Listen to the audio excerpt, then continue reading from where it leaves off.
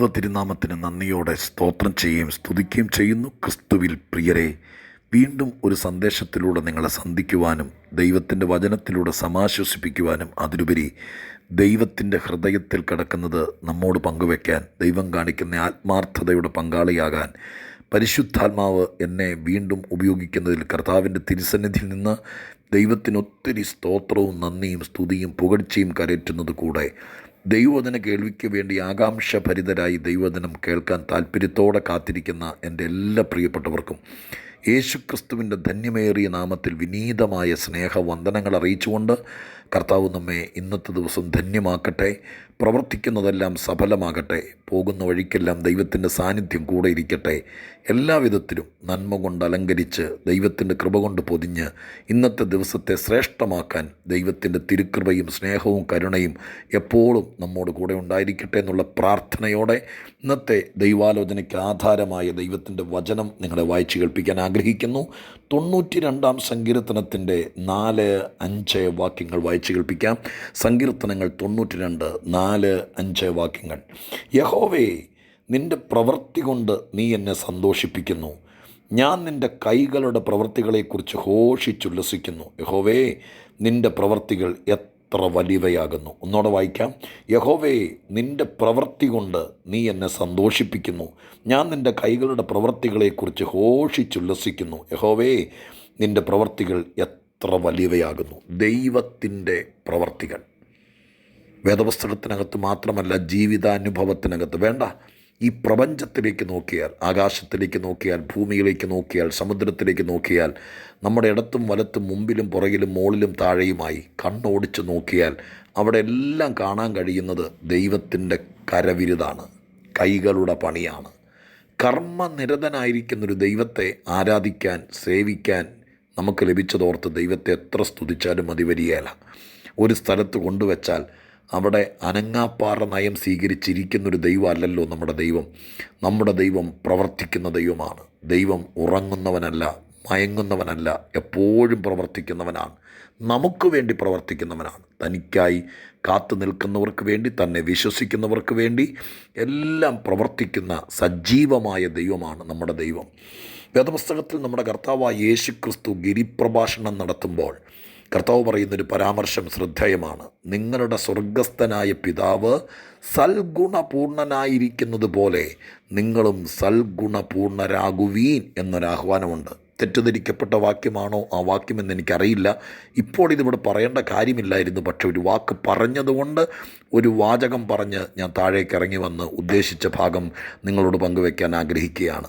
ആ വാക്യം ഇങ്ങനെയാണ്: നിങ്ങളുടെ സ്വർഗസ്ഥനായ പിതാവ് സൽഗുണപൂർണനായിരിക്കുന്നു എന്ന് പറഞ്ഞതിൻ്റെ അർത്ഥം, സൽഗുണപൂർണൻ എന്ന് പറയുന്നത് മലയാളത്തിൽ വരുമ്പോൾ എല്ലാ ഗുണങ്ങൾ കൊണ്ട് നിറഞ്ഞവൻ എന്നായിരിക്കും അർത്ഥമാക്കുന്നത് നമ്മൾ പ്രഥമദൃഷ്ടിയ.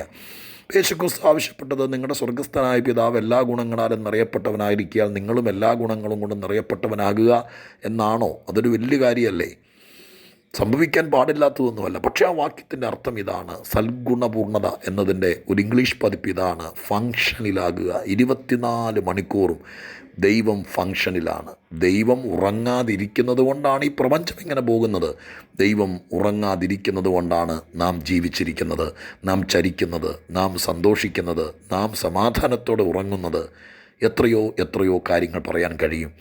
ദൈവം പ്രവർത്തന നിരതനാണ്. പ്രവർത്തന നിരതനായിരിക്കുന്ന ദൈവം ഉള്ളതുകൊണ്ട് ഞാൻ വീണ്ടും സന്തോഷിക്കും, നിങ്ങൾക്കും സന്തോഷിക്കാം. കാരണം ദൈവം നമുക്ക് വേണ്ടി ഇനിയും എന്തൊക്കെയോ പ്രവർത്തിക്കാനിരിക്കുന്നു. ഇവിടെ ഇതാ ഈ സങ്കീർത്തനക്കാരൻ പറഞ്ഞിരിക്കുന്നത് ഇങ്ങനെയാണ്: യഹോവേ, നിൻ്റെ പ്രവൃത്തി കൊണ്ട് നീ എന്നെ സന്തോഷിപ്പിക്കുന്നു. 3 വാചകങ്ങൾ പ്രവൃത്തിയെക്കുറിച്ച് അവിടെ പറയുന്നുണ്ട്. 1, ദൈവം പ്രവൃത്തി കൊണ്ട് സന്തോഷിപ്പിക്കുന്നു. 2, അങ്ങയുടെ പ്രവൃത്തിയെക്കുറിച്ച് ഞാൻ ഘോഷിച്ചാനന്ദിക്കും. 3, അങ്ങയുടെ പ്രവൃത്തി എത്ര വലുതാകുന്നു. 3 കാര്യങ്ങൾ ദൈവിക പ്രവൃത്തിയെക്കുറിച്ച് ആ 2 വാക്യത്തിനകത്ത് പരാമർശിക്കുന്നുണ്ട്. എല്ലാം കൂടി നീട്ടിപ്പരത്തിയ ഒരു പ്രസംഗം നമുക്ക് രാവിലെ ഒക്കത്തില്ലല്ലോ. ഒരു ചിന്തയല്ലേ നിങ്ങളെ ഒന്ന് ബലപ്പെടുത്താൻ, ശക്തീകരിക്കാൻ, ദൈവം നിങ്ങളുടെ പക്ഷത്തുണ്ടെന്ന് നിങ്ങളെ ഒന്ന് ബോധിപ്പിക്കാൻ. അത്രയൊക്കെ രാവിലെ ഈ സന്ദേശത്തിലൂടെ ഞാൻ ശ്രമിക്കാറുള്ളൂ. ഇന്നും ആദ്യത്തെ വാചകം മാത്രം നിങ്ങളുടെ ശ്രദ്ധയിൽപ്പെടുത്താം. ആ വാചകം ഇങ്ങനെയാണ്: യഹോവേ, അങ്ങയുടെ പ്രവൃത്തി കൊണ്ട് അങ്ങ് എന്നെ സന്തോഷിപ്പിക്കുന്നു. എൻ്റെ പ്രിയരെ, ആ വാക്യം ഒന്ന് ആത്മാർത്ഥമായി മനസ്സിരുത്തി ഒന്ന് ചിന്തിച്ചു നോക്കേ. ആയുസ്സിൻ്റെ ഇടയിൽ, ഇത്രയും കാലത്തിനിടയിൽ എത്രയോ പേര് പ്രവൃത്തി കൊണ്ട് നമ്മളെ ദുഃഖിപ്പിച്ചു, പ്രവൃത്തി കൊണ്ട് നമ്മളെ അടിച്ചിരുത്തി, പ്രവൃത്തികൾ കൊണ്ട് നമ്മളെ മനസ്സിടിച്ച് കളഞ്ഞു, അവരുടെ പ്രവൃത്തികൾ കൊണ്ട് നമ്മുടെ ആത്മാർത്ഥത പോലും നശിപ്പിച്ചു, അവരുടെ പ്രവൃത്തികൾ കൊണ്ട് നമ്മുടെ വിശ്വാസത്തെ പോലും ബാധിച്ചു. ഇല്ലേ? എത്രയോ പേരെന്നോട് പറഞ്ഞിട്ടുണ്ട്, കർത്തൃദാസന്മാർ ചിലരുടെ വല്ലാത്ത പ്രവൃത്തി കൊണ്ട് പള്ളി പോക്ക് പോലും നിർത്തി എന്ന് പറഞ്ഞവരെ ഞാൻ കണ്ടിട്ടുണ്ട്. തെറ്റാണത്. എങ്കിൽ പോലും ചിലരുടെ പ്രവൃത്തി ആത്മീകത്തിൽ നിന്ന് അകറ്റിക്കളഞ്ഞു. സ്വന്തം കുടുംബത്തിനകത്തുള്ളവരുടെ പ്രവൃത്തി നമ്മുടെ ജീവിക്കാനുള്ള താല്പര്യം പോലും നശിപ്പിച്ചു കളഞ്ഞു. ജോലിക്ക് പോകാനുള്ള, വീട്ടിൽ നന്നായി ആഹാരം പാകം ചെയ്യാനുള്ള ആത്മാർത്ഥത പോലും, എന്നെ കേൾക്കുന്ന അമ്മമാരും സഹോദരിമാരും ചിലപ്പോൾ ഇത് സമ്മതിക്കുമായിരിക്കും, ഒരു കാര്യത്തിനും സമ്മതിക്കാത്ത ചില ആളുകൾ, അവരുടെ പ്രവൃത്തികൾ നമ്മളെ മടുപ്പിക്കുന്നു.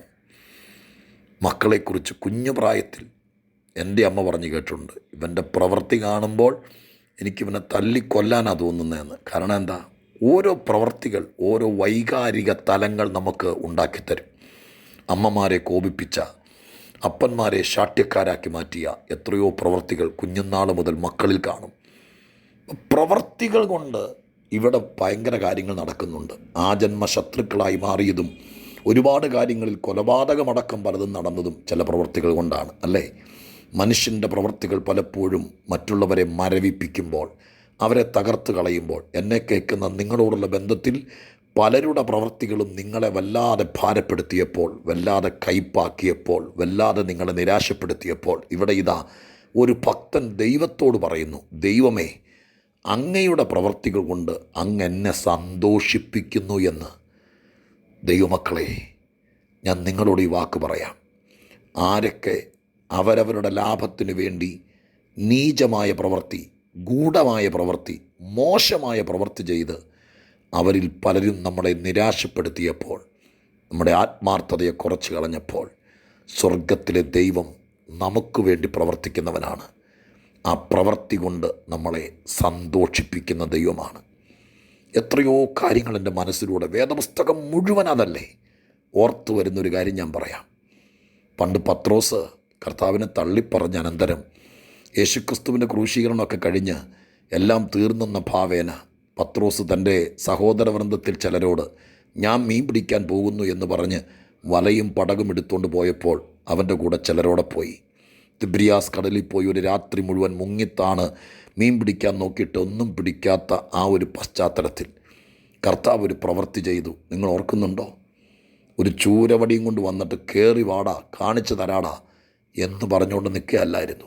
ആ കടൽ തീരത്ത് കനലിൽ ചുട്ട മനോഹരമായിരിക്കുന്ന മീനും അതിനോടനുബന്ധപ്പെട്ട സാമഗ്രികളുമായി മരം കോച്ചുന്ന തണുപ്പത്ത് തൻ്റെ കുഞ്ഞുങ്ങൾ അറിവുകേട് കൊണ്ടോ തെറ്റിദ്ധാരണ കൊണ്ടോ സംശയം കൊണ്ടോ മുന്നോട്ട് പോകാൻ പറ്റാത്തത് കൊണ്ടോ പോകേണ്ടുന്ന വഴി പോകാതെ ബോധിച്ച വഴി പോയിട്ട് മരം കോച്ചുന്ന മഞ്ഞുവെള്ളത്തിൽ മുങ്ങിത്താണ് പൊങ്ങി വരുമ്പോൾ അവരുടെ ശരീരത്തിൻ്റെ സ്ഥിതി അറിഞ്ഞ് കനലിൽ ചുട്ട ചൂടൻ ബ്രേക്ക്ഫാസ്റ്റ് ഒരുക്കി ആ പ്രവൃത്തി കൊണ്ട് അവരെ സന്തോഷിപ്പിച്ച് പിന്നീട് ഉപദേശിച്ചു, മാനസാന്തരപ്പെടുത്തി. പത്രോസ് കരഞ്ഞു, മടക്കി വരുത്തി. ഇതൊക്കെ ശരിയാണെങ്കിലും മഹാദൈവത്തിൻ്റെ പുത്രനായി ക്രിസ്തുവേശുവിൻ്റെ പ്രവൃത്തി കണ്ടോ?